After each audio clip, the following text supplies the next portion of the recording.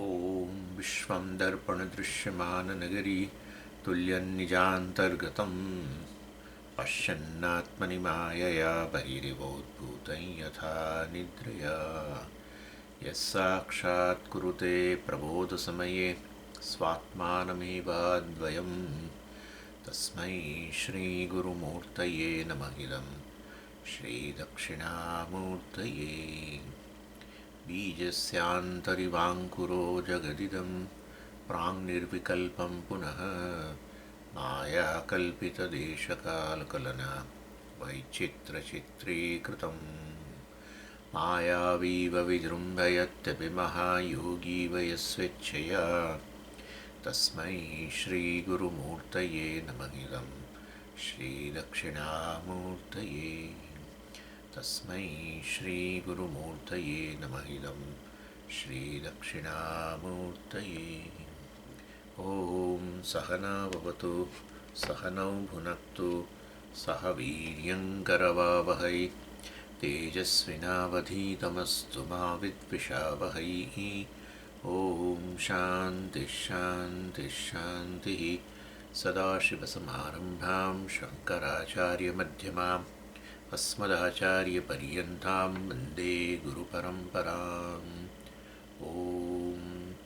ॐ पार्थाय प्रतिबोधितां भगवता नारायणेन स्वयं व्यासेन ग्रथितां पुराणमुनिना मध्ये महाभारतम् अद्वैतामृतवर्षिणीं भगवतीम् अष्टादशाध्यायिनीम् अम्ब त्वामनुसन्दधामि भगवद्गीते भवद्वेषिणीम् यं ब्रह्मा वरुणेन्द्ररुद्रमरुतः स्तुन्वन्ति दिव्यैस्तवैः वेदैः साङ्गपदक्रमोपनिषदैः गायन्ति यं सामगाः ध्यानावस्थिततद्गतेन मनसा पश्यन्ति यं योगिनः यस्यान्तं न विदुःसुरासुरगणाः देवाय तस्मै नमः देवाय तस्मै नमः.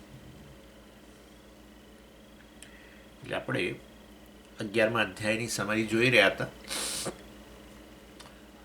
અને ફરી પાછું થોડી રિફ્રેશ કરી દઈએ. પહેલા 8 શ્લોકો જે છે એની અંદર અર્જુન પ્રશ્ન કરે છે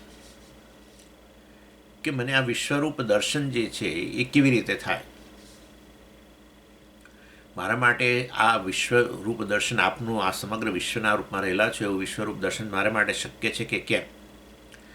અને ભગવાને કહ્યું કે આ વિશ્વરૂપ દર્શન જે છે તારા મનની અંદર હોય કે હું એક વિશ્વરૂપ એટલે એક આવું એક મનુષ્યનું રૂપ હોય ને એની અંદર વિશ્વરૂપ એટલે પછી અનેક હાથ ને અનેક પગ અનેક માથા અને તારે સામે આવીને આમ કરીને ઊભો રહી જાઉં એવું જો તારા મનમાં હોય તો એવું વિશ્વરૂપ નથી.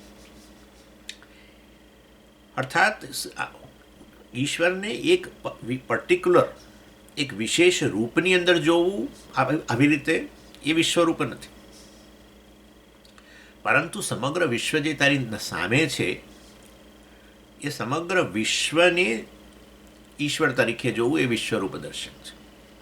એટલે એનો અર્થ એવો થયો કે ખરેખર આંખથી કશું બદલાતું નથી. આંખથી તો આ જ જગત જોઈએ એમ, પરંતુ અહીંયા બદલાવ આવે. અત્યારે જગત તરીકે જોઈએ અને પછી આપણા મનની અંદર આ વિશ્વને આ ઈશ્વરના રૂપમાં જોઈએ. એટલે વિશ્વરૂપ દર્શન બીજું કાંઈ જ નથી પરંતુ આપણા અંતઃકરણની અંદર આ વિશ્વને ઈશ્વરના રૂપમાં જોવું એ વિશ્વરૂપ દર્શન છે એમ કે છે ભગવાન. અને એ વસ્તુ કેવી રીતે થાય તો કે અહમ મમ બુદ્ધિ જાય તો અહંકાર એટલે હું આ છું અને આ મારું છે. એનો અર્થ એવો થયો કે આ બધું ઈશ્વર છે તો નક્કી ન જ રહ્યું. આ હું છું કે આ મારું છે. શરીરને મારું કહીએ છીએ કે શરીરને હું કહીએ અને શરીર સંબંધિત થોડી વસ્તુઓ જે આસપાસ હોય જ ઘર આ તે બધું આપણા કુટુંબીજનો આ બસ એ હું અને આ મારા એમ કરીને આપણે વિશ્વની અંદર ભાગ પાડી દીધો, બાકી બધું બીજું, અને આ હું અને મારું. એટલે આખા વિશ્વને ઈશ્વરના રૂપમાં જોવાનું જે છે, વિશ્વને ઈશ્વરના રૂપમાં જોવું એટલે આ મારું શરીર પણ એ ઈશ્વર છે, મારી આંખો, મન, બુદ્ધિ વગેરે બધું ઈશ્વર છે, અંતઃકરણ ઈશ્વર છે, એ બધું જ થઈ ગયું ને. કારણ કે બધું પંચમહાભૂતોમાંથી આવે છે, સ્થૂળ અને સૂક્ષ્મ. એટલે સ્થૂળ સૂક્ષ્મ શરીરો જેટલા છે બધા ઈશ્વરના જ રૂપો છે. એટલે એ દ્રષ્ટિએ, એ પ્રકારની દ્રષ્ટિ એને જ વિશ્વરૂપ દર્શન કહેવાય. પરંતુ એની અંદર આ પ્રકારનો ભાગ, હું છું, આ હું છું ને મારું છે, અથવા આસપાસની જે મેં વસ્તુઓ તમને કહી એ બધી મારી છે. એટલે અહંકાર મમકાર હોવો અંતઃકરણની અંદર, તો પછી વિશ્વને ઈશ્વરના રૂપમાં ન જોઈ શકીએ, વિશ્વરૂપ દર્શન ન થાય. અહંકાર મમકારનો જો ત્યાગ થાય તો પછી વાસ્તવની અંદર ઈશ્વર દર્શન થાય. એટલે પ્રત્યેક વસ્તુ જે છે, એટલે એ બધી જ વસ્તુઓ ઈશ્વરની છે, ઈશ્વર છે, એ રીતે દર્શન કરવું. એટલે આને આપણે આ અહંકાર મમકાર રહિત આપણા અંતઃકરણનું આવું વલણ કે જેમાં અહંકાર મમકાર ન હોય, અને સાચે સાચ આપણે જે બોલતા હોઈએ છીએ પેલું આરતીમાં એ બોલતા થઈએ, તન મન ધન સબ તેરા, તન મન ધન સબ તેરા, એ ખરેખર જે બોલીએ છીએ એ વસ્તુ ખરેખર આપણા અંતઃકરણમાં હોય તો પછી આપણે વિશ્વને ઈશ્વરના રૂપમાં જોઈ શકીએ. હવે અંતઃકરણમાં આ પ્રકારનો બદલાવ કે અહંકાર મમકાર રહિતનું વલણ અંતઃકરણમાં જે હોય એને દિવ્ય ચક્ષુ કહેવામાં આવે છે, દિવ્ય દૃષ્ટિ કહેવામાં આવે છે.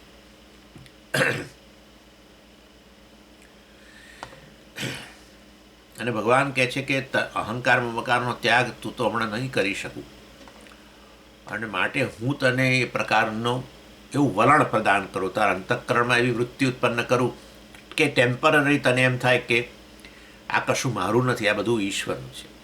ટેમ્પરરી. કારણ કે ખરેખર તો પ્રત્યેક વ્યક્તિએ આના માટે કામ કરવું પડે ને. જો આ જ્ઞાન પ્રાપ્ત કરવું પડે ઈશ્વરનું બરાબર વ્યવસ્થિત, કે જગતને બનાવનાર ને જગત રૂપે બનેલો, મેકર અને મટીરિયલ બંને ઈશ્વર છે. એ પ્રકારે વાસ્તવની અંદર દ્રષ્ટિ એટલે આ પ્રકારે જ્ઞાન પ્રાપ્ત કરીએ તો પછી અહંકાર મમકાર ધીરે ધીરે ધીરે ઓછો થઈ જાય. એટલે એ તો હજુ અર્જુને પ્રાપ્ત કર્યું નથી. એટલે ભગવાન કહે છે કે તે હવે આ માગણી કરી છે વિશ્વરૂપ દર્શનની, તો વાસ્તવની અંદર હું તને આ પ્રદાન કરું છું કે ટેમ્પરરી તું જાણે અહંકાર મમકારમાંથી તારો ત્યાગ થઈ ગયો, તે ત્યાગ કર્યો. તો આપણે અહંકાર મમકારમાંથી સુષુપ્તિમાં એને મુક્ત થઈ જ જતા હોઈએ છીએ, પરંતુ સુષુપ્તિમાં પાછું અજ્ઞાન હોવાને કારણે કશું આપણને દર્શન થતું જ નથી. એટલે અત્યારે જાગ્રત અવસ્થાની અંદર અહંકાર મમકાર જાગ્રત જ હોય, એટલે એને ટેમ્પરરી ભગવાને આ પ્રકારે પ્રદાન કર્યો અહંકાર મમકારમાંથી મુક્તિ, એ પ્રકારનું અંતઃકરણ, એ પ્રકારની વૃત્તિ, અને એને દિવ્ય ચક્ષુ કહેવાય. અને એના દ્વારા જગતને, વિશ્વને ઈશ્વરના રૂપમાં જોતું એણે દર્શન કરવાનું શરૂ કર્યું. અને પછી શું થયું? બસ તો પછી સ્વાભાવિક છે, શું થાય તમને ખબર જ છે. અહંકાર મમકાર હોય ત્યારે આપણું અંતઃકરણ એક પ્રકારનું હોય. હવે એમાંથી મુક્ત બન્યા, ભલે ટેમ્પરરી, પણ અંતઃકરણ આપણું બદલાઈ જાય. એટલે તમે આ બધું આ એક વસ્તુ ઈશ્વરની છે અથવા ઈશ્વર જ છે એ પ્રકારની દ્રષ્ટિ અંતઃકરણમાં આવે તો બહુ મોટું પરિવર્તન આવી જાય. એટલે આ રીતે વાસ્તવની અંદર અર્જુન આ જોઈને આ પ્રકારે જોઈને એટલે સમજ જોઈએ અંતઃકરણ, એટલે આ જગતને જોઈ રહ્યો છે, પરંતુ આ જગતને હવે જગત તરીકે જોવાને બદલે એણે ઈશ્વર તરીકે જોયું, એટલે એકદમ દિગ્મૂઢ થઈ ગયો. અને પછી એ તો કશું બોલી જ ના શક્યો. માગણી કરીને પછી ભગવાને પ્રદાન કર્યું, પછી એ તો કશું બોલી જ ન શક્યો. એટલે 9 થી 14 શ્લોકની અંદર સંજયે માઇક્રોફોન હાથમાં લીધો અને એણે બોલવાનું શરૂ કર્યું. અને આ સંજયે શેનું વર્ણન શરૂ કર્યું? વિશ્વરૂપનું. એટલે એનો અર્થ કે સંજયને એમાં પણ દ્રષ્ટિ હતી આ પ્રકારની, એવું નક્કી થયું. ભગવાને આપી કે એની પાસે હતી. કેટલાક કોમેન્ટેટરો કહે છે કે સંજય જે છે એનો શબ્દનો અર્થ જ છે કે એણે સમ્યક જયતી ઇતિ સંજય, સારી રીતે વિજય પ્રાપ્ત કર્યો છે. શેના ઉપર? અહંકાર મમકાર ઉપર. અર્થાત એ પ્રકારની દ્રષ્ટિ એની દિવ્ય દ્રષ્ટિ એની પાસે હતી. આ પ્રકારનો અહંકાર મમકાર રહિતની દ્રષ્ટિ, વલણ. દ્રષ્ટિ એટલે અહીંયા વલણ અંતઃકરણનું એ સંજય ધરાવતો હતો. માટે સંજય ટૂંકમાં વિશ્વરૂપ દર્શન જે છે, આ વિશ્વરૂપનું, ભગવાનનું વિશ્વરૂપમાં જે છે વર્ણન એણે આ 9 થી 13 શ્લોકની અંદર કર્યું. અને શું કહે છે કે ભાઈ આ ભગવાન તો હજારો હાથ ધરાવનારો, હજારો પગ ધરાવનારો, હજારો મસ્તક ધરાવનારો, એટલે આ પ્રકારે વર્ણન કરે છે. પરંતુ સાથે સાથે આપણે જાણવાનું કે હજારો મસ્તક એટલે એક આવું મનુષ્ય શરીર અને એમાં હજારો મસ્તક, અને આવા મનુષ્ય શરીરની અંદર હજારો હાથ બંને બાજુ, એવી રીતે નહીં. જ્યાં જ્યાં જે વસ્તુ એ જોઈ રહ્યો છે, અનેક જીવો જોઈ રહ્યો હોય, શરીરો સહિતના બધા જીવો, એમાં દરેક મસ્તક વગેરે જે છે એ બધું એ પ્રત્યેક મસ્તક ઈશ્વરનું છે. પ્રત્યેકના હાથ, મનુષ્ય હોય તો પ્રત્યેકના હાથ વગેરે મનુષ્ય એ ઈશ્વરના છે, ઈશ્વર છે. અને પગ વગેરે પણ એ રીતે નહીં કે આવું એક તો બહુ ડેન્જર લાગે. તો ખરેખર આપણી સામે એક આવું એક મનુષ્ય શરીર હોય જેના હજારો માથા હોય ને હજારો હાથ હોય ને હજારો પગવાળું, આવું પેલું ઓક્ટોપસની જે, તો બહુ ડેન્જરસ લાગે. અને હવે તો ઉપરથી જોઈને તો મને લાગે છે હા, વિશ્વરૂપ દર્શનથી કલ્યાણ થવાને બદલે રામ બોલો ભાઈ રામ થઈ જાય. એટલે એવું નહીં. એટલે આ બધું જે જોઈ રહ્યો છે બધા જીવો જે છે, મનુષ્ય દાખલા તરીકે હજારો મનુષ્યો હોય આ જગતની અંદર, બધા એ ઈશ્વર જ છે, ઈશ્વરના જ મસ્તક છે, ઈશ્વરના જ હાથ છે, એ રીતે. અને આ વસ્તુ આપણા રુદ્રમની અંદર પણ જોવા મળે છે. અયમ મે હસ્તો ભગવાન અયમ મે ભગવત્તર અયમ મે વિશ્વભેહ અયમ મે વિશ્વભેશ જોયગમ શિવાભિમર્શન વગેરે વગેરે.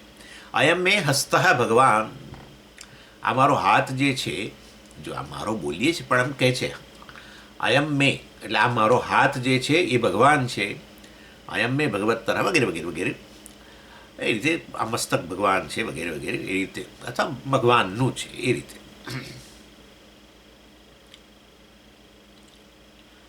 ને આ વસ્તુ તમે જુઓ છો કે આ વર્ણન આ પુરુષ સૂક્તમની અંદર પણ આ પ્રકારે વર્ણન રહેલું છે. સહસ્ર શીર્ષા પુરુષ, સહસ્રાક્ષ, સહસ્રપાત વગેરે વગેરે. ચાલો, એટલે આ સંજય આ પ્રકારે વર્ણન શરૂ કર્યું, હજારો મસ્તકવાળા છો આપને વગેરે વગેરે વગેરે. અને પછી 15 થી 22ની અંદર અર્જુન જે પેલા એનું અંતઃકરણ પહેલાં દિગ્મૂઢ થયેલું, પછી એના અંતઃકરણમાં જે બદલાવ આવ્યો બધો, એનું વર્ણન છે 15 થી 22માં.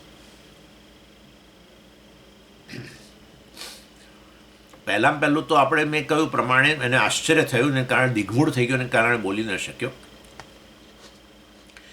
અને એ વસ્તુ તમે જોઈ શકો કે આ તો અર્જુનની જગ્યાએ આપણે હોય તો આપણે દિગ્મૂઢ જ થઈ જઈએ. આ સમગ્ર જગત તમારી સામે આ રીતે રજૂ કરવામાં આવે અને એક જ આ પ્રકારે એક ચેતન વ્યક્તિ જે આ જગતના રૂપની અંદર હોય અને આખું દૃશ્ય તમારી સામે આવે તો આપણે દિગ્મૂઢ જ થઈ જઈએ. એટલે પહેલું તો એનું અંતઃકરણ જે છે એ આ રીતે દિગ્મૂઢ થઈ ગયું. આપણા અહંકાર મમકારને લીધે આપણું મન છે ને એક જ વસ્તુમાં એક જ જગ્યાએ ચોંટેલું રહે. એટલે જગત જે છે એક દૃષ્ટિ આપણી, અહંકાર મમકારનો અર્થ શું છે? સંકુચિત દૃષ્ટિ. આ હું છું અથવા આ મારા છે વગેરે વગેરે, આજુબાજુ જે આપણું ઘર વગેરે ફલાણું ઠીકણું, એ અત્યંત સંકુચિત દૃષ્ટિ. એવી સંકુચિત દૃષ્ટિ હોય અને સાથે સાથે જેને અહમ કહીએ છીએ ને મમ કહીએ છીએ, એની જ સુખાકારીને એના માટે જ આપણે સતત પ્રયત્ન કરીએ, એના જ કમ્ફર્ટ માટે પ્રયત્ન કરીએ, અને એને કારણે આપણી દૃષ્ટિ જે છે એમાં કોઈ આવી વિશાળ વસ્તુ આવે જ નહીં. એટલે જ્યારે આવું બતાવવામાં આવે અહંકાર મમકાર દિવ્યચક્ષુ પ્રદાન કરીને, ત્યારે આપણા અંતઃકરણ એકદમ વિશાળ થઈ જાય ને આ બધું જોઈએ કે આ સમગ્ર જગત કેટલું સુંદર છે. આપણે જ્યારે એટલે આ નથી અત્યારે એ લોકો આવું જ કહેતા હોય છે ને કે ભાઈ સ્વામીજી ફલાણી જગ્યાએ આટલું યુદ્ધ થઈ રહ્યું છે ને આ બધું જગત ઈશ્વર છે બધું કેવી રીતે, એટલે આપણી દૃષ્ટિ એક જ જગ્યાએ જાય, સમજ્યા? અર્થાત અને એ થઈ રહ્યું છે એ આપણને નડે, કારણ કે આપણે એક મનુષ્ય છીએ. આ બધા મનુષ્યોનો આ વધ થાય છે, આ રીતે વોર બધા ચાલે છે, એની અંદર લોકો મરી જાય છે સ્વામીજી ગાઝાની અંદર, ને તમે આ બધું ઈશ્વર છે એવું બોલો છો. એટલે આપણી એ દૃષ્ટિ જ્યારે આપણે આટલું દુઃખ સાથે રજૂ કરીએ ત્યારે એક વસ્તુ તો જરૂર છે કે હું એક મનુષ્ય છું, આટલું તો નક્કી. એટલે બીજા મનુષ્યનો આ રીતે જ્યારે નિર્દોષ મનુષ્યનો વધ થતો જોઈએ તો આપણને થાય તો ખરું જ. એટલે કહેવાનો આશય એવો છે, અહંકાર મમકારને કારણે આપણે સંકુચિત દ્રષ્ટિને કારણે આપણું મન જે છે એ નાની નાના પ્રોબ્લેમની અંદર ફસાયેલું જ રહે. દાખલા તરીકે બાળક માંદું હોય ને એ વખતે દાખલા તરીકે કોઈ સ્વામી આ વાત કરતા હોય અને એણે ટીવી ચાલુ કર્યું ને એમાં જોયા અને એમાં સ્વામી કે આ બધું જગત ઈશ્વર છે ને, અને એનું મન તો પેલા દીકરાની સુખાકારી માટે હોય કે ભાઈ એને ક્યારે માંદગીમાંથી મુક્ત. એવા સંજોગોમાં એને કંઈ થોડો આનંદ થાય કે આવું મારું હું કરતો હોઉં તો સાંભળીને થોડો આનંદ થાય. એને થાય કે આ સ્વામીઓનો કોઈ ધંધો જ નથી, એ લોકો આ બધા એમને આ બધું અમારા જેવી તકલીફ હોય ને ત્યારે ખબર પડે વગેરે. એટલે કહેવાનો આશય અહંકાર મમકાર હોય તો આ વસ્તુ એપ્રિશિએટ કરી જ ન શકીએ, આપણે ક્યારેય ન કરી શકીએ. એટલે વાસ્તવની અંદર જ્યારે આ સમગ્ર જગતને આ રીતે બતાવવામાં આવે, તમને ટેમ્પરરી જાણે કે મુક્ત કરી દેવામાં આવ્યા, માની લો આમાંથી અહમ બુદ્ધિ અને મમકાર જતો રહે, ત્યારે તમે જુઓ કે આ શરીર મન બુદ્ધિથી માંડીને એક એક વસ્તુ એ તો બધું ઈશ્વર જ છે, અને બહાર જગત પણ બધું જ. ત્યારે કેટલો બધો રોમાંચ થાય, એવો રોમાંચ અર્જુનને થાય છે. અને આપણને આવું રોમાંચ ક્યારે થાય છે ખબર છે? આપણે પેલી ડિસ્કવરી ચેનલ ને આવું પેલી નેશનલ જ્યોગ્રાફિક ને અથવા કંઈક આવું પ્રકારનું કુદરત બધું સમુદ્રના જીવો વિશે કંઈક પેલી ડોક્યુમેન્ટરી આવતી હોય કે જંગલ એમેઝોનના જંગલની આવતી હોય કે મતલબ કે એ પ્રકારે, ત્યારે આપણને કેવું થાય છે કે હા કેવું વિશ્વ કેટલું સુંદર છે. અથવા પ્રત્યેક વસ્તુને આ બધા જીવોને જોઈને આપણને બહુ આશ્ચર્ય થાય કે કેવા કેવા જીવો ભગવાને બનાવ્યા છે વગેરે વગેરે. એ આપણે એટલે ત્યાં સુધી બોલીએ કે કેવા જીવો ભગવાને બનાવ્યા છે. એટલે એવા જીવને જોઈને આપણે તરત ઈશ્વરની હાજરી ખબર પડે. સુંદર જગ્યાઓ જોઈએ છે જ હજુ જગતમાં એવું છે જ, સુંદર સુંદર જગ્યાઓ સ્વિટ્ઝરલેન્ડની બતાવે કે ફલાણી બતાવે કે ટીકણી, અને આ તો ફોટોગ્રાફથી બતાવવામાં આવ્યું, પણ જે બતાવવામાં આવ્યું એટલું જ સુંદર છે એવું નથી, એ તો લોકો પહોંચી નહીં શક્યા, હજુ કેટલું સુંદર વસ્તુઓ પડી હશે. ઇન શોર્ટ આ બધું જ્યારે તમારી સામે આમ બતાવવામાં આવે અને અહંકાર મમકારમાંથી તમારી દૃષ્ટિ મુક્ત થઈ હોય તો તમે કેવું એપ્રિસિએશન થાય, કેટલું બધું તમને આનંદ થાય. એટલે એવું અર્જુનને આનંદ થાય છે. અને વૈજ્ઞાનિકો એટલે જ આપણે કહીએ છીએ, વૈજ્ઞાનિકો જે આ લોકો ખગોળશાસ્ત્રીઓ વગેરે જે હોય છે, જે લોકો આ બધું આપણા બ્રહ્માંડનો અભ્યાસ કરનારા લોકો જે છે, એ બ્રહ્માંડના પદાર્થોને આમ જોઈને બધા કંઈ પણ હોય, બ્લેક હોલ હોય કે પછી કંઈ પણ કોઈ બીજો તારો આ તે બધું, તો એ લોકોને એટલું બધું આશ્ચર્ય થાય છે કે ના પૂછો વાત. અહીંયા અભ્યાસ કરનારા પૃથ્વી પર મતલબ કે અહીંની વસ્તુઓનો અભ્યાસ કરનાર, કરોળિયાનો અભ્યાસ કરનારા જે છે આ બધા વૈજ્ઞાનિકો, એટલે પેલી લાળ અભ્યાસ કરોળિયાનો શાના માટે કરે કે આ લાળ જેમાંથી જે પેલી તાર બનાવે છે એ તારમાં કયું મટીરિયલ રહેલું છે, કારણ કે એટલો બધો મજબૂત છે. આપણને ગુસ્સો ચડતો હોય છે, આપણે દાખલા તરીકે આપણા ઘરની અંદર ક્યાંક આમ જોઈએ ને પેલું જાળું બાજુ છે, આમ કરીને આમ ખેંચી નાખીએ અને પછી ખેંચીએ પણ આપણા હાથમાંથી જાણ જતું જ નથી પછી. એટલે કહેવાનો આશય કે આટલો મજબૂત તાર શેમાંથી બનાવે છે, તો એવો પછી આપણે કેમિકલી બનાવી શકીએ વગેરે. વૈજ્ઞાનિકોનો તો એ જ હોય છે વટે આશય. પણ એટલે આશ્ચર્ય એ લોકોને બહુ થાય છે. એની અંદર ઓસ્ટ્રેલિયાની અંદર પેલી કીડીઓ છે એવી રણની અંદર એવી કીડીઓ છે કે જે રણની અંદર જીવન કાઢવું અઘરું છે, તો એમને ભગવાને કંઈક સૂઝ આપી છે એટલે એ શું કરે છે, માટીનો પેલો એમનો જે દર બનાવે, માટી આમ ભેગી કરી કરી કરી કરી કરી, અને તમે જોયું છે ને પેલી મધમાખીને જોઈ છે ને કેવું માટીનું બનાવે છે આમ, પછી આ નાનું જ હોલ હોય, આખું માટીથી બનાવે. આપણા બારીઓમાં ને એમાં ઘણીવાર એ જોવા મળતા હોય છે એ મધમાખીઓને. અને હવણે બનાવેલું, અને એ એવું બનાવેલું કે એ એમના ઘરમાં હોય ત્યારે એમને નેચરલ એર કન્ડિશનર, એ લોકો બિચારા ક્યાં એર કન્ડિશનર વસાવાના હતા, નેચરલ એર કન્ડિશનર, બહાર આટલી ગરમી, તો એ પ્રકારે એ લોકો બનાવે કે જેથી કરીને જ્યારે એ લોકો પ્રવેશે એની અંદર દરમાં, અત્યંત એકદમ ઠંડુ વાતાવરણ. વિચાર કરો, આવું આ બધું વૈજ્ઞાનિકો કહેતા હોય છે, આપણને તો ક્યાં બધું આપણો તો મન ક્યાંનું ક્યાં ફરે છે. પરંતુ કહેવાનો આશય આવું તો બધું કેટલું છે. માછલીઓને તમે જુઓ, આ જુઓ, અને એ લોકોનું બિહેવિયર તમે જુઓ. અત્યારે આપણને આશ્ચર્ય થાય કે આ કેવું કેવું ભગવાને બધું બનાવ્યું છે, અર્થાત ભગવાન જ બધાના રૂપમાં રહેલો છે. આપણું તો વેદાંતનું જ્ઞાન છે. ઇન શોર્ટ, આવું બધું તમને એક સામટું જાણે બતાવવામાં આવે. કલ્પના કરો, આટલું આ બધું સુંદર. આપણે તો અત્યારે પેલું ગાઝા એક જ આમ દ્રષ્ટિ છે, કે પછી રશિયા અને યુક્રેન તરફ આમ દ્રષ્ટિ છે. એટલે કેમ પણ દ્રષ્ટિ હોય જ નહીં, આટલા બધા માણસો મરે છે. હા, એટલે મતલબ કે હું પણ એક મનુષ્ય જ છું. પણ આપણી રિયાલિટી, આ ખરેખર હું મનુષ્ય છું, એ વસ્તુ સાચી હોય તો પછી એમાં આપણે આગળ ન મારે કશું બોલવું જોઈએ. પણ હું મનુષ્ય છું એ વસ્તુ, અર્થાત અહમ એટલે આત્મા, એટલે કે આ મનુષ્ય શરીર, આત્મા બરાબર મનુષ્ય શરીર, આ વસ્તુ બિલકુલ સત્ય જ નથી. હકીકત તમે જાણો જ છો, શરીર જ આપણમાંથી અહમપણું છૂટી જ જાય છે, આત્મબુદ્ધિ છૂટી જાય છે રોજે રોજ સૂઈ જાઓ ત્યારે, કે ઇવન સ્વપ્નની અંદર છૂટી જાય છે. સ્વપ્નમાં જુદા શરીર સાથે અહમબુદ્ધિ ઉત્પન્ન થતી હોય છે. ભલે આવું શરીર હોય, પણ આ તો નથી જ હોતું, નક્કી છે. કારણ કે સ્વપ્નની અંદર આપણે દોડતા હોઈએ છીએ.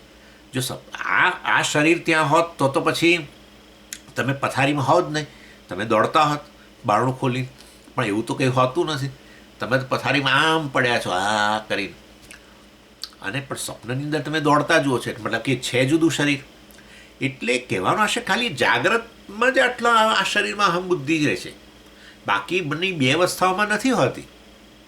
છતાંય આપણે અત્યારે, હું તમને કહું કે આ બધું જગત ઈશ્વર છે, ત્યારે તમે તરત વિરોધ થાય તો માનજો કે આ શરીરમાં અહમ બુદ્ધિ સાથે, ક્યાં તો શરીરમાં અહમ બુદ્ધિ હોય તો પછી આપણને પેલું પણ હોય ને, દેશભક્તિ પણ હોય.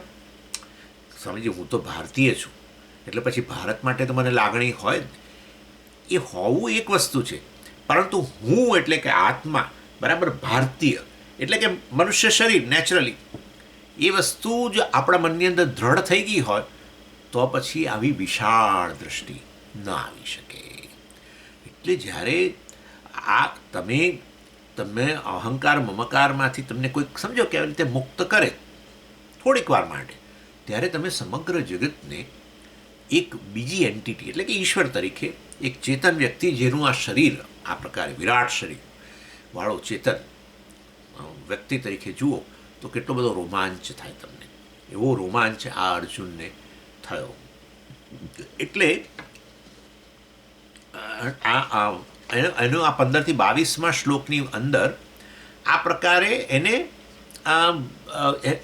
મનની આ પરિસ્થિતિ જે બદલાઈ રહેલી છે, મનની સ્થિતિ જે બદલાઈ રહેલી છે, એ બતાવી રહ્યા છે. અને આ પ્રકારના સાયન્સ વગેરેના વિજ્ઞાનને કારણે જ, જો વિજ્ઞાનનો થોડો ઘણો આપણને પરિચય હોય ને તો તમે વેદાંતી જ બની જાઓ ખરેખર. એટલે વેદાંતી લોકો આ જે લોકોને આવું વિજ્ઞાનનું બેકગ્રાઉન્ડ, તમે એવું ન માનશો કે બાકીના લોકોએ ક્લાસ છોડી દેવા, એમ નથી. પરંતુ જ્યારે બધું કહેવામાં આવે કે આ બધું એક જ વસ્તુ છે વગેરે વગેરે, ત્યારે વિજ્ઞાનનો થોડો જો અભ્યાસ થયેલો હોય છે ને એ લોકો ફળાક કરતું આ વસ્તુ સમજી જતા હોય છે. ચાલો એનીવે, એટલે આ 15-22ની અંદર અર્જુનનું જે પેલું આશ્ચર્ય છે એ વસ્તુને રજૂ કરવામાં આવ્યું, એના મનની સ્થિતિ. અને પછી અર્જુનનું ધ્યાન વિશ્વરૂપમાં તો બરાબર છે, પણ એ વિશ્વરૂપની અંદર અર્જુનનું ધ્યાન ગયું ભગવાનના મુખ તરફ. અને ભગવાનના મુખ તરફ જ્યારે ધ્યાન ગયું ત્યારે એણે જોયું, 23-30 શ્લોકમાં એનું વર્ણન છે કે ભગવાનનું મુખ અર્જુન જોઈ રહ્યો છે. અને અહીંયા પણ તમે એવી પ્રકારની મનમાં ધારણા ન કરશો કે શ્રી કૃષ્ણનું જે મનુષ્ય શરીર હશે એની અંદર એમનો મુખ આમ ખુલ્લું બતાવતા હશે, અને આ વિશ્વરૂપ છે એટલે બહુ મોટું મોઢું હશે, આમ એકદમ વિશાળ મોઢું હશે. જે પેલું ગુફાનું પેલું ગુફા ખુલ્લી, એક બહુ મોટી ગુફા હોય ને એનો પેલો ખુલ્લો ભાગ હોય, એવી રીતે જાણે કે આમ ખુલ્લો એવું તમારા મનની અંદર આવતું હશે. પરંતુ વાસ્તવની અંદર એ અર્જુને જોયું એ મુખ, એટલે અર્જુને ભગવાનનું મુખ જોયું, અર્થાત કાળ તત્વ તરીકે ભગવાનના મુખને એણે જોયું. એટલે અહીંયા એ પ્રકારે વર્ણન કરે છે કે ભગવાનનું મુખ એટલે વ્યાસાચાર્યજીનું આ પ્રકારે સિમ્બોલિઝમ, જેને કહીએ ને વિશ્વરૂપમાં આ પ્રકારનું સિમ્બોલ વાપર્યો કે ભગવાનનું મુખ જે છે એને કાળ તત્વ તરીકે બતાવે છે. અને તમે જુઓ છો કે એ ભગવાનનું મુખ છે જે કાળ તત્વ, મુખ એટલે શું કે જેની અંદર આપણે અન્ન વગેરેનો પ્રવેશ થાય, બરાબર. અને તમે જોઈ શકો, આપણે જાણીએ છીએ કે કાળમાં ભરખાઈ ગયા, આપણે આવું બોલીએ છીએ, કાળમાં ભરખાઈ ગયા એટલે કાળે જાણે કે સ્વાહા કરી દીધો, કાળ કોળિયો કરી ગયો, આવું બોલીએ છીએ આપણે, કાળ કોળિયો કરી ગયો. એટલે એવો કાળ તત્વ તો ચારે બાજુ છે જ. તમે ખ્યાલ આવ્યો? કાળ તત્વ ચારે બાજુ છે. તમે જોઈ જ રહ્યા છો કે વસ્તુઓ કેટલી બધી નાશ પામી રહી છે, કેટલા બધા જીવો જે છે એમના શરીરો નાશ પામી રહ્યા છે, તમારી આસપાસ જ છે બધું. એટલે એવી કલ્પના ન કરશો કે ભગવાન મોટું શરીર સાથે ભગવાન સામે ઊભા છે અર્જુનની, અને એમણે આમ મોં ખોલેલું છે, ના. પરંતુ એટલું ખરું કે આપણા મનની અંદર અહંકાર મમકારને કારણે આ બધું ધ્યાનમાં બહુ આવતું નથી. જ્યારે અર્જુનને આ રીતે એને અહંકાર મમકારમાંથી મુક્ત કર્યો, ત્યારે આ વિશ્વને ઈશ્વરના રૂપમાં જોતો થયો, ત્યારે એણે જોયું કે ભગવાનનો એક આ એમનો એક આવો પણ ફેસેટ છે જે કાળ તત્વ તરીકે છે, કે જેની અંદર આ બધા જીવો જાણે પ્રવેશી રહ્યા છે એ પ્રકારે. એટલે એણે જ્યારે જોયું, અને કેટલા બધા પ્રત્યેક ક્ષણે તમે જોઈ શકો કે પ્રત્યેક ક્ષણે હજારો જીવો પ્રવેશે છે. નેચરલી કેટલા બધા દરિયાની અંદર ના હોય કે બહાર પૃથ્વી પર ના હોય, આપણને ખબર નથી બીજા ગ્રહો પર એ બધું શું છે, ત્યાં પણ હશે જ. જેવું અહીંયા છે અહીંયા જ હોય ને બીજે ક્યાંય ન હોય આવું તો બોલી જ ન શકાય. એટલે આવું બીજે હોઈ શકે, ત્યાં જીવો હોય, એમના શરીરો કેવા હશે ખબર નથી, પરંતુ એ જીવોનો નાશ થતો હોય, શરીરોનો વગેરેનો, જીવોનો નાશ એટલે શરીરનો નાશ. એની એટલે આ રીતે કાળ તત્વનું એણે દર્શન કર્યું. ભગવાનનો મુખમાંની અંદર આ જાણે કે બધા પ્રવેશી રહ્યા છે, અને એટલે કાળ એને ખબર નથી, પરંતુ એણે જોયું કે ભગવાનના મુખમાં બધા હજારો પ્રવેશી રહ્યા છે. પછી એ પૂછે છે, ત્યારે ભગવાન કહે છે હું કાળ તત્વ છું વગેરે વગેરે. પરંતુ એ જોઈ રહ્યો છે કે અનેક જીવો પ્રત્યેક ક્ષણે આ રીતે શરીર છોડી રહ્યા છે, કેટલાય હજારોની સંખ્યા, હજારો શું લાખો હશે, આપણને શું ખબર હોય. કેટલી કીડીઓ કેટલા મકોડા મચ્છરો પ્રત્યેક ક્ષણે મરતા આપણને શું ખબર હશે. એનીવે, અને આ રીતે કાળ ભગવાને એટલે અર્જુને 23થી 30 શ્લોકની વચ્ચે જે વર્ણન છે એની અંદર અર્જુને આ પ્રકારે જોયું ભગવાનનું જાણે કે મુખ જેમાં બધા પ્રવેશી રહ્યા છે, ભગવાન કોળીઓ કરી રહ્યા છે. અને શા માટે ન હોય, કાળ તત્વ પણ ભગવાનનું જ રૂપ છે. યમાય ધર્મરાજાય મૃત્યવે અંતકાય છે, આ પ્રકારે સંધ્યાવંદનમાં વર્ણન આવે છે. યમાય ધર્મરાજાય મૃત્યવે ચ અંતકાય છે, અંતકાય અંત લાવનાર જે મૃત્યુ જે છે. આ ભગવાને 10મા અધ્યાયમાં કહ્યું મૃત્યુ સર્વહરશ્ચાહમ, મૃત્યુ સર્વહરશ્ચાહમ, હું સર્વહરણ કરનારો મૃત્યુ છું. ભગવાને જાણી જોઈને એક વિશેષણ વાપર્યું મૃત્યુ માટે, સર્વહરહ એમ કરીને. હરહ એટલે હરતી ઇતિ હરહ, એટલા માટે જ મહાદેવને હર કહેવામાં આવે છે, કારણ કે હરણ કરી જાય છે, નાશ કરી લે છે, નાશ કરી દે છે. એટલે એને હર, હરિ એટલે પણ હરિ અને હર, હરિ વિષ્ણુ માટે હરિ શબ્દ, અને શિવજી માટે હર શબ્દ. વિષ્ણુ માટે હરિ શબ્દ કેમ? એ પણ હરતી માટે હરિહી. એ હરતી શું તો કે આપણા જે પાપ કર્મો જે છે એનું હરણ કરે,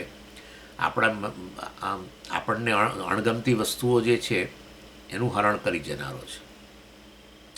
એટલે વાસ્તવની અંદર આપણી મર્યાદા વગેરે જે છે અનેક પ્રકારની એનું હરણ કરનારો હરિ. એ રીતે ભગવાનનું શરણ લો તો એ આ બધું વસ્તુઓનું, તમારા પાપનું, તમારા શોકનું, તમારી ચિંતાઓ આ તે બધાનું હરણ કરનારો, એ રીતે હરિ. અને પેલા હરતી ઇતિ હર, એ બધા જીવોના જાણે કે પ્રાણ લેનારા મૃત્યુ દેવતા, હર કાળ દેવતા. એની એટલે આ રીતે વાસ્તવની અંદર એ પણ ઈશ્વરનું રૂપ છે, એ રીતે અહીંયા બતાવવામાં આવે છે. વિશ્વરૂપની અંદર એ ભગવાનનું મુખ આ કાળ તત્વ તરીકે. એટલે આમ આપણે જોઈએ તો મરણની વાત આવે તો ભય જ લાગે. ઇવન મરણ શબ્દ પણ કોઈ બોલે તો કે ના તો અમંગલ છે, નહીં બોલવાનું, આવું બોલાય જ નહીં. પણ ખરેખર તમે જુઓ તો મરણ પણ એટલે મેં કહ્યું ને પ્રમાણે અહંકાર મમકારની કારણે સંકુચિત મૃત્યુ નામની વસ્તુ જગતમાં વિશાળ છે જ, અને બહુ મંગલ વસ્તુ છે. કારણ કે કઈ રીતે મંગલ કે આ મૃત્યુ થાય એટલે બધા એ શરીર જે છે એ પછી નાશ પામે, ભસ્મીભૂત થાય. આપણા કિસ્સામાં તો આ પૃથ્વી પર જગ્યા થાય. આ રીતે દાખલા તરીકે અત્યાર સુધીની પેઢીઓ વિચાર કરો કે આ એક દ્રષ્ટિ છે કે અત્યાર સુધીની પેઢીઓ બધી, આપણા પૂર્વની પેઢીઓ જો બધી હાજર હોત તો તમારા મારા માટે જગ્યા અત્યારે કેટલી હોત, કલ્પના કરો. એટલે અને બધી પેઢીઓ જે હોય એ બધી પેઢીઓ મૃત્યુ ન હોય તો અસર તો આ બધી તો થાય છે, વૃદ્ધાવસ્થા વગેરે. હવે વૃદ્ધાવસ્થા વગેરેને કારણે પછી બધા કેવા પ્રકારની સ્થિતિમાં હોત એ પણ કલ્પના કરો. એટલે વાસ્તવની અંદર મૃત્યુ વગેરે છે મંગલદાયક છે. તમે માનો કે આપણા માટે મંગલદાયક ને, ઇનફેક્ટ આપણા માટે મંગલદાયક એટલા માટે કે આપણને નવું શરીર ભગવાન આપે જ છે પછી. અને તમે કહો કે ના આપણા માટે મંગલદાયક નથી તો પછી નવી પેઢી માટે મંગલદાયક, એમના માટે આપણે જગ્યા કરી આપીએ છીએ. નહીં તો જગ્યા એટલે આવી વાત કરીએ ત્યારે આપણને જે પેલું અંદર ખટકે ત્યારે માનવાનું પેલું અહમ બુદ્ધિ, આમાં અહમ બુદ્ધિ છે. મારા મરણની તો હું કેવી રીતે વાત કરું, ના મરણની વાતો કરે છે, મારું મરણની ના, હું શરીર છું બસ. જે વસ્તુને કોઈ રીતે આપણે કોઈ રીતે જસ્ટિફાય કરી શકીએ એમ નથી, આપણા અનુભવ પરથી પણ નહીં, કોઈ રીતે જસ્ટિફાય. એ કેવળ અને કેવળ ભૂલ છે. એક ભૂલને કારણે કેટલું સહન કરવાનું થાય છે એ જોવાનું છે. મેં કહ્યું તમને 3 આપણા અનુભવની અવસ્થાઓની અંદર કેવળ જાગ્રતમાં આપણે આમાં અહમબુદ્ધિ કરી અને વ્યવહાર કરીએ છીએ. અન્ય અવસ્થા આવે ને તરત જ આપણે અન્ય શરીરમાં અહમબુદ્ધિ, અથવા તો પછી શરીરમાંથી જ અહમબુદ્ધિ જતી રહેવી, એ પ્રકારની સ્થિતિ આપણી હોય છે. પણ એનીવે, એટલે આ રીતે મૃત્યુને જુએ ત્યારે આપણે મંગલ કરતા હોઈએ છીએ. એ ભગવાન બતાવે છે કે મરણ પણ વાસ્તવમાં હું જ છું. અને મેં તમને કહ્યું 10મા અધ્યાયમાં ભગવાને કહી દીધું સર્વહરહ મૃત્યુ. આમ આપણા જીવન દરમિયાન વસ્તુઓનું હરણ આપણી પાસેથી થતું હોય છે, પરંતુ ધનનું હરણ થઈ ગયું દાખલા તરીકે, સમજો ધન ઓછું થઈ ગયું આપણી પાસે, બહુ મોટી વસ્તુ નથી. લોકો બીજી રીતે આનંદ મેળવતા હોય છે. ઓછું ધન હોય, લોકો કોઈ આનંદમાં નથી હોતા, એવું થોડું હોય છે.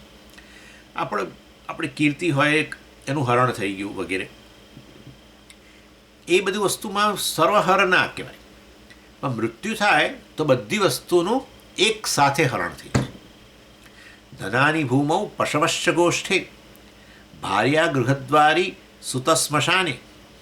હા, અને શું પછી કહે છે શરીરમ અશેષમ જીવે ધર્મેણ શું છે ધર્મેણ સહ ગચ્છતિ જીવ.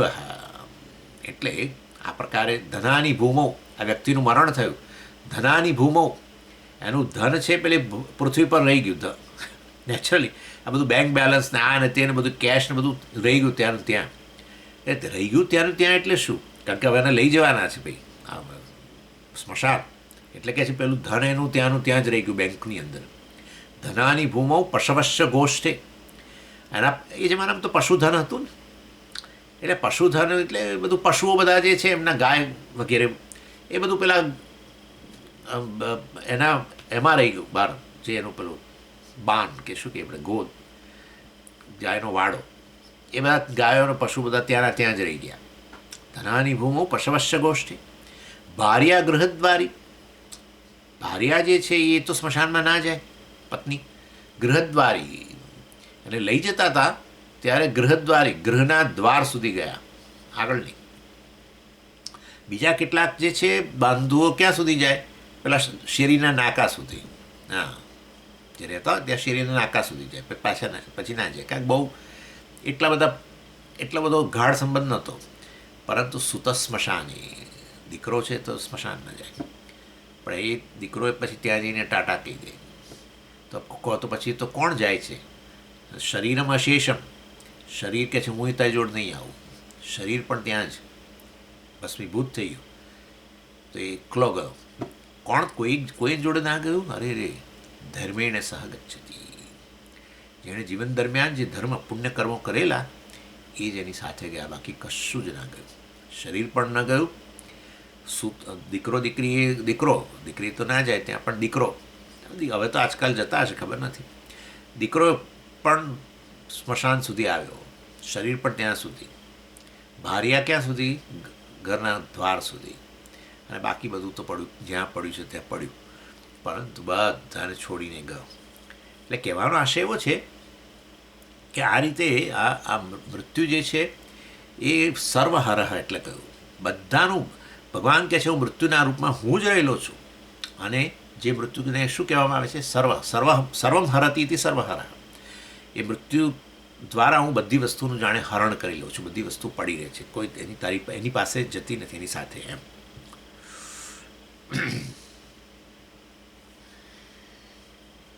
પણ આ બધું જ્યારે એને જોયું, બધાનું આવું, બધાના કાળના કોળિયામાં જતા જોયા, એમાં એને વાંધો ક્યાંય નહોતો. પણ પછી એને જોયા કે પેલા દ્રોણ અને ભીષ્મ પણ ક્યાંક ફસાયા છે ભગવાનના દાંતની અંદર ક્યાંક. કારણ કે કાળ એટલે તો ચાવી જાય ને, કોળિયો કરે. હા, એટલે એણે જોયું કે આ તો દ્રોણાચાર્ય અને ભીષ્મ એમાં ફસાયેલા છે. અને બસ એનું મન બદલાઈ ગયું.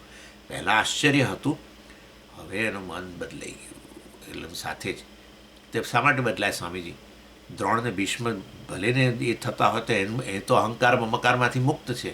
એટલે હું અર્જુન છું એ જ પ્રકારનો ખ્યાલ એને ન હોય, અથવા શરીર દ્વારા જ હું અર્જુન છું ક્યાં ખ્યાલ હોય, એ જ ન હોય તો પછી આ દ્રોણ ને ભીષ્મ સાથેનો સંબંધ શું? પણ ભાઈ આ ખરેખર ક્યાં મુક્ત થયેલો છે? આ તો ભગવાને ટેમ્પરરી પ્રદાન કરેલું, એના કારણે ચાલતું હતું. ખરેખર અહંકાર મમકારમાંથી જ મુક્ત થયો નથી. દેહાત્મ બુદ્ધિ જતી રહી હોય તો આ બધું બતાવવાની ક્યાં જરૂર હતી? એ તો મુક્ત જ થઈ ગયેલો છે. આ તો ભગવાને ટેમ્પરરી પ્રદાન કરેલું. એટલે એને કારણે વાસ્તવમાં એ અને જ્યારે આવો અહંકાર મમકાર હોય તો પછી તો હવે જે નેચરલી એ જે પોતાના સંબંધી હોય એના બધું બાકી બધા પેલા દુર્યોધનને બધા પ્રવેશ થતો તો આનંદ થતો હશે કદાચ.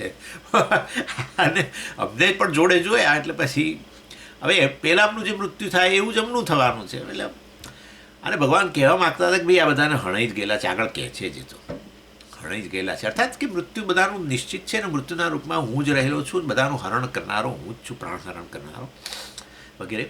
પણ તો એની વે એટલે અહંકાર મમકારને કારણે અમુક વ્યક્તિઓ જાય તો પછી આપણને દુઃખ થાય.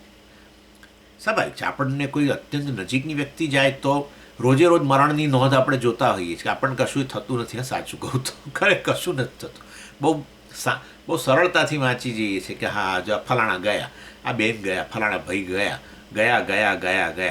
પણ પછી એમાં એક નજર જાય એક મરણ નોંધમાં કે જેમાં કંઈક નામ આવ્યું ને આપણને થાય કે આ તો પરિચિત લાગે. પછી અંદર વધારે વાંચ્યું તો ઓ માય ગોડ, આપણે આમ કરીએ. એટલે કહેવાનો આશય છે અહંકાર મમકારને કારણે અમુક વ્યક્તિનું મરણ થાય તો પછી આપણને ન ગમે. એવું અર્જુનને થયું, ભીષ્મને દ્રોણ વગેરેને પણ જોયા એટલે એને વાસ્તવમાં ભય ઉત્પન્ન થયો કે આ લોકોનું પણ મરણ થાય છે. એટલો બધો અને એને સજ્જડ ભય, તીવ્ર ભય ઉત્પન્ન થયો. અને એનું વર્ણન વાસ્તવમાં આ વ્યાસાચાર્યજી અહીંયા આ શ્લોકોની અંદર કરી રહેલા છે. 23 થી 30ની અંદર અર્જુને આ બધું કાળ તત્વ અને મૃત્યુનું બધાનું જોયું ને એમાં પાછા અમને પણ જોયા. અને પાછું વર્ણનની અંદર વ્યાસાચાર્યજી તો કહે છે કે માણસ તમે સરસ કોઈક વસ્તુ ખાતા હોય ને એનો કોળિયો લેતા હો, મનની તમારા મોંમાં ફરતો હોય, દાળવાળા ફરતા હોય દાખલા તરીકે. દાળવાળા કેમ યાદ આવે છે ખબર નથી, પરંતુ એ દાળવાળું તમે મોંમાં મૂક્યું અને તમે ચાવતા હો તો તમને કેવો આનંદ આવતો હોય વખતે. એવું ભગવાન આ બધાને મોંમાં મોંમાં પ્રવેશી રહ્યા હતા અને એમને ભગવાન ચાવતા હતા. એનું વર્ણન કરે છે વ્યાસાચાર્યજી કે એટલો બધો આનંદ આવે છે એમને. લેલી હસે ઘ્રસમાનત સમંતાત લોકાન સમગ્રાન વદનૈ જ્વલદભિ તેજોબિરાપૂર્ય જગત સમગ્રમ ભાસસ્તવોગ્રા પ્રતપંતિ વિષ્ણુ. બાપરે, ચાલો એની આપણે એમાં પડતા નથી અત્યારે વધારે. લેલી હસે ગ્રસમાનત સમંતા, લેલી હસે એટલે ચાટે છે ભગવાન. ચાલો, એટલે આપણા અહંકાર મમકારની તીવ્રતાને કારણે આપણને ભય થાય, ગુસ્સો પણ આવે કે કેમને લઈ લીધા એમ કરીને ગુસ્સો પણ આવે આપણને એટલું જ. આમ આપણે રોજ જે બધાની આગળ વર્ણન કરીએ ને અંદર વાત કરીએ કે ભગવાન તો કરુણાનો સાગર છે ને આ બધું, પણ આવું કશુંક થાય, કોઈનું મરણ થાય આપણા જે અત્યંત નજીક વ્યક્તિનું, તો તરત આપણને દયાનો સાગર ને કરુણાનો સાગર ને ક્રોધનો સાગર, આપણામાં ક્રોધનો સાગર ઉમટે અને ભગવાનને આપણે ક્રૂર કહીએ ને આવો ભગવાનને ભજવાનું છોડી દઈએ. મુંબઈના પેલા મોટા રાજકીય નેતા તમે જાણો જ છો, એમના પત્નીને એક્સિડન્ટમાં ગુજરી ગયા, પૂના જતા હતા કારમાં ને કંઈક એક્સિડન્ટ થયો અને ગુજરી ગયા, તો છોડી દીધું બસ.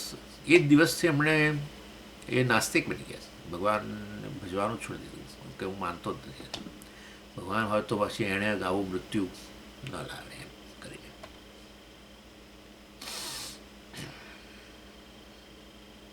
અને એટલે અર્જુનને પણ આ જ્યારે બધું અમને જોયા ભીષ્મ દ્રોણ વગેરેને આ રીતે ભગવાન ચાવી, ત્યારે પછી એને થયું કે મારે પૂછવા દે કે આવા કૃષ્ણને મેં આટલા વર્ષો સુધી નથી જોયા કોઈ દિવસ, આ તો અત્યંત ક્રૂર લાગે છે બહુ.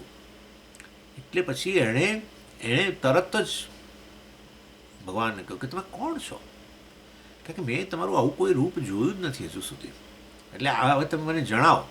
કે મારા મનની અંદર તો ભગવાન એટલે એક જુદું જ પિક્ચર હતું.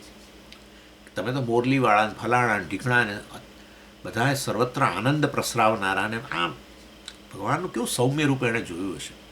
એટલે અત્યારે હું જ્યારે જોયું એટલે એણે તરત જ ભગવાનને પ્રશ્ન કર્યો ગભરાટ સાથે કે તમે કોણ છો. અને ભગવાને 31થી 34માં શ્લોકમાં એનો જવાબ આપ્યો. અર્જુનનો પ્રશ્ન અને ભગવાનનો જવાબ અહીંયા આ 31થી 34ની વચ્ચે છે. ભગવાને કહ્યું કે હું કાળ તત્વ છું અને અત્યારે એ પ્રવૃત્ત થયો છું. કાળ તત્વ તરીકે હું તને અત્યારે બતાવ્યું છું. વિશ્વરૂપમાં બીજું બધું છે, સર્જન પણ છે જ ને. હા, તમે સર્જન પ્રસૂતિ ગૃહો છે બધા, એની અંદર ભગવાનનું એક સર્જન તત્વના રૂપમાં સર્જક તરીકેનું રૂપ. અને શા માટે પ્રસૂતિ ગૃહ? બીજા બધી કેટલી જગ્યાએ તમારી સામે અત્યારે ફૂલો ખીલી રહ્યા હશે કે કોઈ નવું બીજમાંથી વૃક્ષ બહાર આવી રહ્યું હશે કે કેટલું બધું ચાલે. સર્જન, હવે આખું એ પિક્ચર મનમાં આવે સર્જનનું કે આ એક સામટું તમારી સામે કોઈ રજૂ કરે, દાખલા તરીકે આખી પૃથ્વી પરનું, બહારનું તો હજુ એ બધું તો આમ તો એ બધું ઈશ્વર છે, પરંતુ ખાલી પૃથ્વી પર સર્જન આમ બતાવવામાં આવે તમને કે અનેક બચ્ચાઓનો જન્મ થઈ રહ્યો હોય, બાળકોનો અહીંયા પ્રસૂતિ ગૃહમાં, આ તે બીજે બધે વનસ્પતિઓનો જન્મ થતો હોય, એવું બતાવવામાં આવે તો કેટલો આનંદ થાય. પણ એ એક સર્જક તરીકેનું અથવા સર્જનના રૂપમાં ઈશ્વર જે છે એ એક છે. અને આ વાસ્તવની અંદર એવું ને એવું પછી એ વિસર્જન પણ છે. એટલે અત્યારે ભગવાન એ કાળ કે વિસર્જનના રૂપમાં બતાવી રહ્યા છે, એના કારણે ભય થઈ રહ્યો છે. એક જ ઈશ્વરનું આ એક ફેસેટ ખાલી એ કંઈ થોડો આવો કાળ તત્વ જ છે, બીજું બધું છે ને, સર્જન પણ એ છે, પાલક પણ એ છે ને વગેરે. એટલે એની એ કહેવાનો આશય એ છે કે અર્જુને પ્રશ્ન કર્યો અને ભગવાનનો ઉત્તર કે હું કાળ તત્વ, એ આ 31થી 34ની વચ્ચે છે. અને ત્યાં પછી ભગવાને ધીમે રહીને એને કહ્યું કે હું તને આ કાળ તત્વ તો એટલા માટે બતાવું છું કે તને તકલીફ છે આ લડવા માટે, અમની સામે, કૌરવો સામે લડવા માટે તને અત્યારે તે બધા બાણ મૂકી દીધા છે, બાણને ધનુષ્ય બધું મૂકી દીધું છે, હું ના લડી શકું ને આ બધામાં મારા હાથે મરણ થઈ જશે ને વગેરે વગેરે વગેરે. અને હું એમનો ઘાતક કહેવાઈશ ને, હું એમના આ બધા મારા ગુરુજનો જેવા છે ભીષ્મ ને દ્રોણ ને આ બધા હું કેવી રીતે મારી શકું, એમના લોહીથી ખરડાયેલા ભોગો હું કેવી રીતે ભોગવી શકું, આ બધાને મારનારો હું ઇતિહાસમાં પંકાઈ જઈશ. ગુરુને મારનારો ને બધું. ભગવાને કહ્યું જોઈ લે, આ બધાને મેં બધાના પ્રાણનું હરણ કરી જ દીધું છે. તું કરી રહ્યો છું એવું જે તું માનું છું એ તો તારા અહંકાર છે. ખરેખર આ બધાનું કાળ રૂપે મેં બધાને અહીંયા ભગવાને બતાવ્યું કે આખું લગભગ મહાભારતના બધા જ બધું બંને સાઈડના ભગવાને બતાવ્યું કે બધાનું હરણ થઈ ચૂક્યું છે પ્રાણનું. નિમિત્ત માત્રમ ભવ, બહુ જાણીતી યુક્તિ છે. નિમિત્ત માત્રમ ભવ અર્થાત તું જ્યારે આ રીતે જોઉં કે ઈશ્વર કાળના રૂપમાં પણ એને હરણ કરે છે ત્યારે અને આ બધું તું દર્શન કરું ત્યારે તું એક વસ્તુ જોઈ શકીશ કે સમગ્ર જગતને મેં જ્યારે તારી સામે મારું શરીર તરીકે વિશ્વરૂપ તરીકે મેં રજૂ કર્યું ત્યારે તું જોઈ શકું છું કે બધાની વચ્ચે કેવો એક તાલમેલ છે.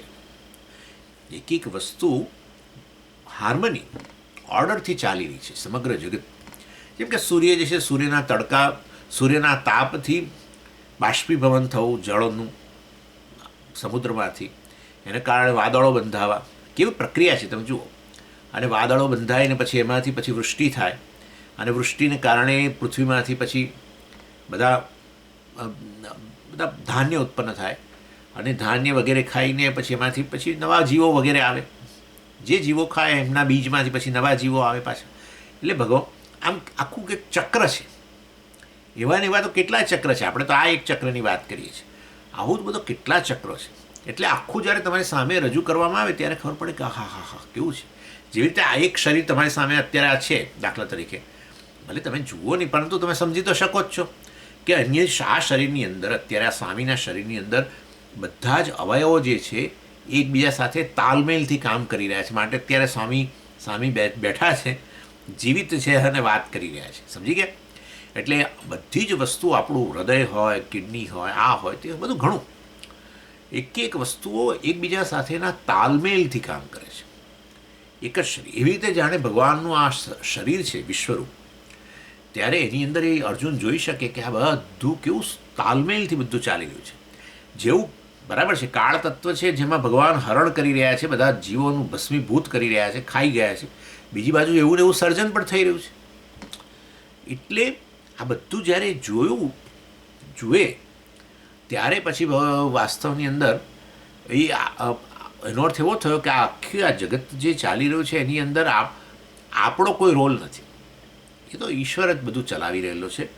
અને ત્યારે આપણું જીવન કેવું હોવું જોઈએ? નિમિત્ત માત્ર.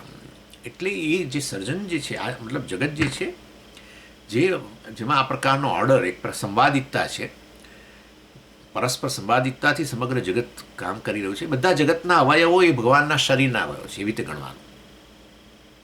જુદા જુદા સૂર્ય ભગવાનનો અવયવ એટલા માટે જ બતાવતા હોય છે. વિરાટ રૂપની અંદર સૂર્ય જે છે ભગવાનના ચક્ષુ, સૂર્યને ચંદ્ર અને સ્વર્ગ મસ્તક ને આ બધું બતાવે છે. અને સમુદ્ર જે છે ભગવાનનું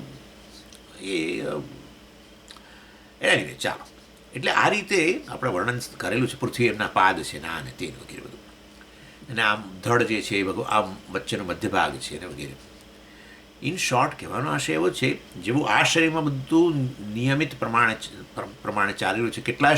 કેટલાય કોષો અહીંયા પણ કેટલાય કોષો નાશ પામી રહ્યા છે રોજે રોજ, અને કેટલાય નવા કોષો ઉત્પન્ન થઈ રહ્યા છે. બધું ચાલી રહ્યું છે. એટલે આ બધું તાલબદ્ધ ચાલે છે, હાર્મની સંવાદિતતા ચાલે છે. એવું એવું આ જગતમાં બધું ચાલે છે. ત્યારે એવા સંજોગોની અંદર આપણે શું કરવાનું? સમજીએ, આપણે તો કઠપૂતળી કહેવી. કઠપૂતળી નહીં, પસંદગીની ક્ષમતા છે. આપણી પસંદગી જે છે ફ્રી વિલ આપવામાં આવેલી છે, એને એવી રીતે આપણે એનો ઉપયોગ કરીએ કે જેથી કરીને આ જે બાહ્ય જગત ઈશ્વર છે જે સંવાદિતતાના રૂપમાં રહેલો છે એની સાથે આપણી સંવાદિતતા રહે.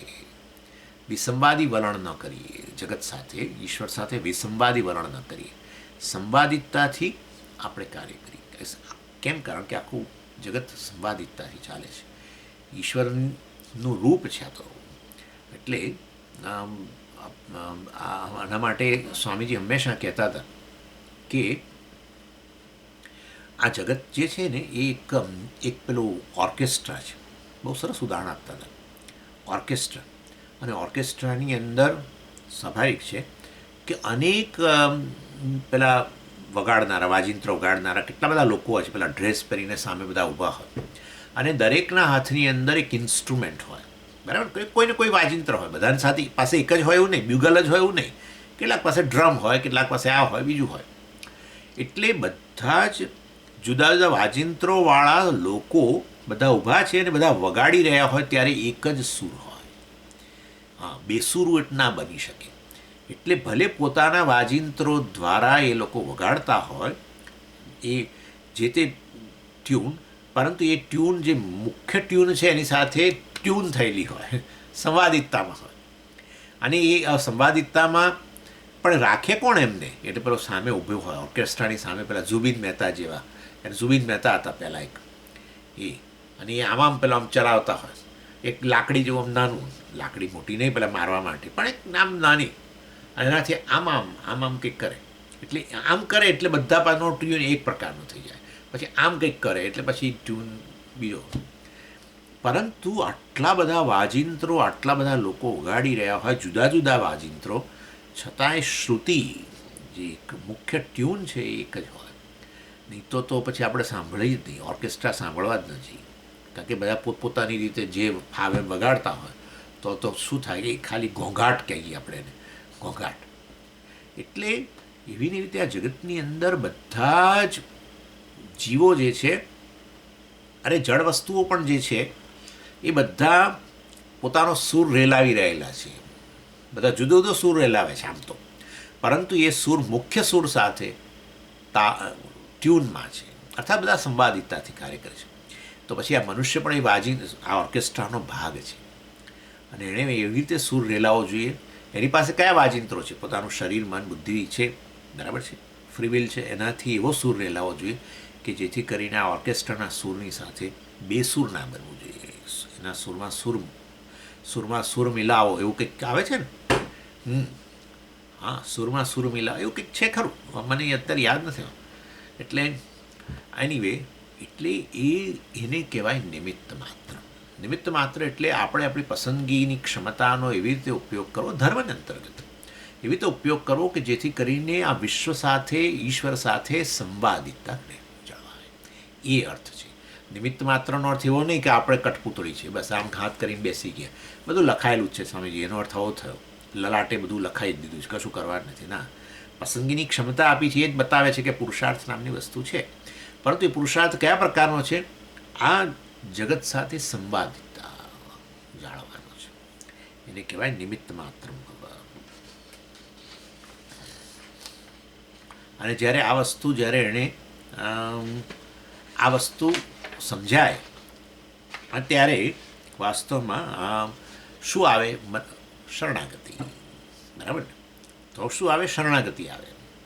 જ્યારે તમે, આપણે ના કહીએ કે આ ઓર્કેસ્ટ્રાની અંદર જાણે કે બધા જ આ જે વગાડનારા મ્યુઝિશિયનો છે એ લોકો પોતાના વાજિંત્રથી મુખ્ય સૂર સાથે પોતાના વાજિંત્રનો સૂર મેળવતા હોય, તો આપણે કહીએ કે આ બધાએ જાણે કે ઓર્કેસ્ટ્રા તરફ, કે પેલો ઈશ્વર કંડક્ટર જે છે એને શરણ થયેલા છે, કારણ કે એ કહે પ્રમાણે બધા વગાડે છે. એટલે આનું નામ શરણાગતિ. એટલે આ ઓર્કેસ્ટ્રાનો કંડક્ટર ઈશ્વર છે. આપણા માટે તો ઓર્કેસ્ટ્રા જ ઈશ્વર છે, સામ તો સામ, ઉદાહરણની મર્યાદા હોય. એટલે આને કહેવાય શરણાગતિ. નિમિત્ત માત્ર બનવું અર્થાત શરણાગતિ. અને માટે જાણે ભગવાન કહી રહ્યા છે નિમિત્ત માત્ર ભવ, અર્થાત હે અર્જુન, તો નિમિત્ત માત્ર બન, અર્થાત તું વાસ્તવમાં આ વિશ્વરૂપ જે છે ઈશ્વર છે એને શરણે જા. જીવનમાં ધર્મ, એટલા માટે ધર્મ, ઈશ્વર, ધર્મને ઈશ્વરનું રૂપ એટલા માટે તો કહેવામાં આવ્યું. રામચંદ્રજી છે ઈશ્વરનું રૂપ, ધર્મનું રૂપ. અને માટે તો પછી મારો ધર્મ શું? અર્જુન કદાચ પૂછે, લો ચાલો નિમિત્તમાં તમે કહો તો ઈશ્વરને શરણે જવું, આ તે બધું મારે, અર્થાત ધર્મને અંતર્ગત કામ કરું, યુદ્ધ કરવું, કે યુદ્ધ કરવું, ક્ષત્રિય છે અને આ પરિસ્થિતિ એને માટે આવેલી છે.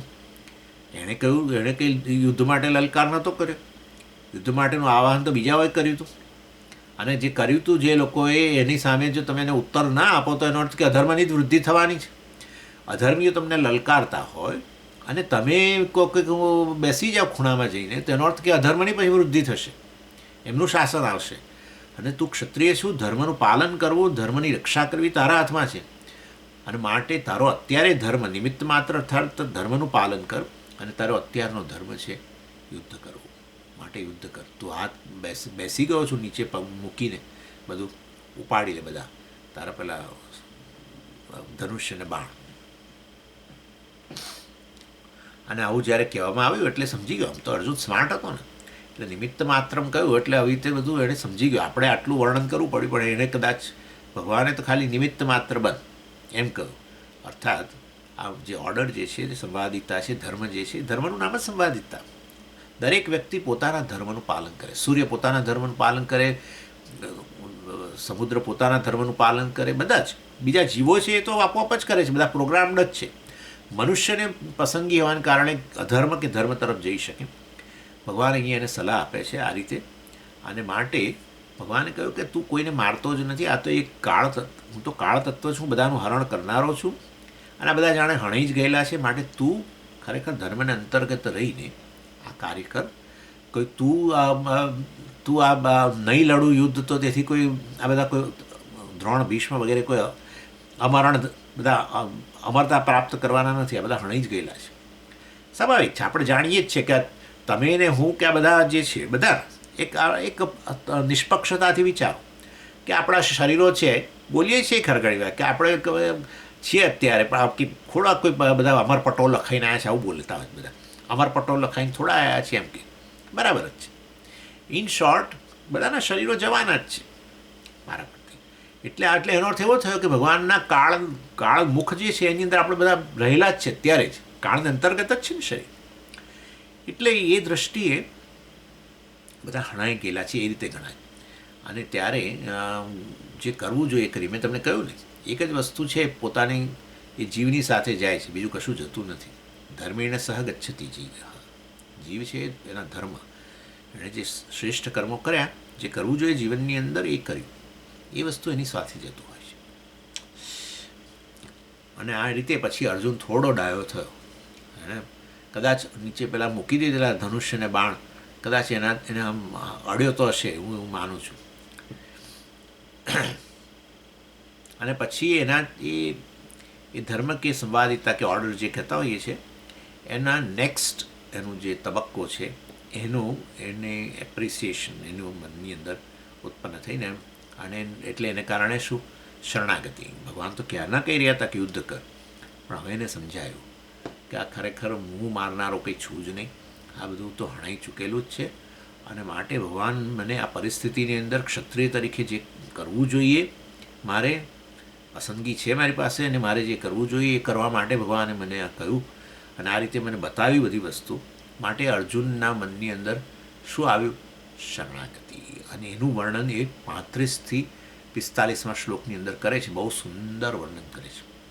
ભગવાનની શરણાગતિ લીધી, અને શરણાગતિ લે એટલે શું આવે? શરણાગતિમાં આપણને મનની અંદર શું આવે છે તમે જ કલ્પના કરો ને. ભગવાનને શરણે ગયા એટલે શું? નમસ્કાર જ. એટલે પછી નમસ્કાર એટલે બહુ સુંદર 35 થી 45 શ્લોક તમે જો વાંચો તો તમને થાય કે આમ સમજ્યું કે ભક્તિ દેખાતી નથી આપણા, એવું બોલે સમજી. આ બધું જ્ઞાન જ્ઞાન જ્ઞાન, આમ જ્ઞાન જ્ઞાન જ્ઞાન, બધું શુષ્ક શુષ્ક જ્ઞાન, અને ક્યાંય ભક્તિ દેખાતી જ નથી. અમે તો ભક્તિ યોગ એ આખો વાંચે, પણ અંદર કેમ ભક્તિ પેલો રસ આમ થાય, હૃદયમાં રસ હોય એવું કંઈ દેખાતું નથી. બધું શુષ્ક શુષ્ક જ્ઞાન. તમે 35 થી 45 વાંચો તમને ખબર પડે કે અર્જુન ભગવાનની શરણાગતિ લીધી, નમસ્કાર કરે છે, ને કેવા સુંદર રીતે ભગવાનનું વર્ણન કરે છે નમસ્કાર કરતાં કરતાં. વાંચવા જેવા શ્લોકો છે, શ્લોકો વાંચવા જેવા છે, એટલે અર્થ સાથે એમ. એટલે અર્જુનનું ચિત્ત હવે બદલાયું. તમે જોયું ને, આશ્ચર્ય પહેલાં, પછી ભય, અને હવે આ શરણાગતિ. આ 3 તબક્કાઓમાંથી અર્જુનનું મન પસાર થાય છે. એટલે આ રીતે નમસ્કાર, નમઃનો અર્થ થાય છે આપણી ફ્રી વિલ, આપણી પસંદગી ધર્મને અંતર્ગત હોય. અને ધર્મ અંતર્ગત હોય તો સમજીએ એમાં ભગવાનની શરણાગતિ ક્યાં આવી? ધર્મ ઈશ્વરનું રૂપ છે ને. ધર્મ એટલે સંવાદિતા, પ્રત્યેક વસ્તુ જગતની અંદર સંવાદિતતાથી કામ કરે છે, અર્થાત પોતે જે કરવું જોઈએ, પોતા જ્યાં પરિસ્થિતિમાં છે, પોતે જ્યાં પોતાની જે પોઝિશન છે એને અનુરૂપ જે કરવું જોઈએ કરે છે. સૂર્યથી માંડીને બધા જ જે કરવું જોઈએ એ જ કરે છે. એ કોઈ પરધર્મનું પાલન નથી કરતું. પોતાને જે માટે પોતાનું જેના માટે નિર્માણ થયેલું છે એનું પાલન કરે છે. બધા પ્રવૃત્તિશીલ છે પણ બધા પોતપોતાના ધર્મનું પાલન કરે છે ને એ રીતે સંવાદિતતામાં એકબીજા સાથે સંવાદિતતામાં રહે છે. અને માટે એટલે જાણે કે બધા જ શરણ થયેલા છે. કોને? જે ઈશ્વર છે એને શરણ થયેલા છે વાસ્તવની અંદર. એવી રીતે અર્જુન પણ આ રીતે પોતાની પસંદગીની ક્ષમતા જે આપેલી છે એના દ્વારા ધર્મનું, મનુષ્ય તરીકેનું ને એમાં ક્ષત્રિય તરીકેના ધર્મનું અત્યારે પાલન કરતો હોય, અર્થાત યુદ્ધ કરે તો એ જાણે કે ખરેખર ઈશ્વરને શરણ ગયેલો છે. ઈશ્વરે એના પરિસ્થિતિમાં મૂક્યો છે. ભગવાન તો ક્યારના કહી રહ્યા છે યુદ્ધસ્વ, પણ એ માનતો જ નહોતો. યુદ્ધ કર અને તારા માટે આ જ ધર્મ છે, ક્ષત્રિય ધર્મ છે, તને સ્વર્ગ મળશે ને આમ ને તેમ ભગવાને ઘણી બધી રીતે કહ્યું, પણ એ સ્વીકારતો નહોતો. હવે એ સ્વીકાર્યું. અને જ્યારે બધું વિશ્વરૂપમાં આ રીતે બધું જોયું અને જોયું કે આ બધાનું તો હરણ થઈ ચૂકેલું છે, ઈશ્વર જ કાળ તત્વ છે વગેરે, ત્યારે પછી આ શરણાગતિ એના હૃદયની અંદર પ્રગટ થઈ. અને શરણાગતિ કે નમસ્કાર જે છે એ બહાર પછી ફિઝિકલી, જેમ કે દાખલા તરીકે હું આવું, સમજો, કલ્પના કરો કે હું આવું તમારા ઘરે ભિક્ષા લેવા માટે ને આવતો જ હોઉં છું, તો તમે શું કરતા હો છો? હરિઓમ સ્વામીજી કરીને ઊભા થાવ ને સ્માઇલ સાથે હરિઓમ કહો વગેરે. એટલે આપણા હૃદયની અંદર જે ભાવ હોય આ રીતે બહાર ફિઝિકલી પ્રગટ થાય છે. હૃદયમાં રહેલા ભાવને સ્પિરિટ કહેવામાં આવે. અને જ્યારે બહાર પ્રગટ થાય એને આપણે ફોર્મ, એટલે એક, એટલે આપણા ત્યાં છે ને હંમેશા એર ઇન્ડિયામાં આવું છે, આમ કરીને નમસ્તે. એ નમસ્તે જે છે એ ભારતનું પ્રતીક છે, કારણ કે આપણી આ દૃષ્ટિ છે કે નમસ્તે એટલે તુભ્યમ નમઃ, તારી અંદર જે ઈશ્વર રહેલો છે એને હું આ નમસ્કાર કરું છું. અર્થાત તું પણ એક ઈશ્વરનું રૂપ છે. આ રીતે ઇન શોર્ટ આપણા હૃદયમાં જે વસ્તુ જે છે એ બહાર આ રીતે પ્રગટ થાય. એટલે હૃદયમાં આ જે શરણાગતિ પ્રગટ થઈ એ હવે બહાર આ રીતે નમસ્કારના રૂપમાં એ બોલે છે.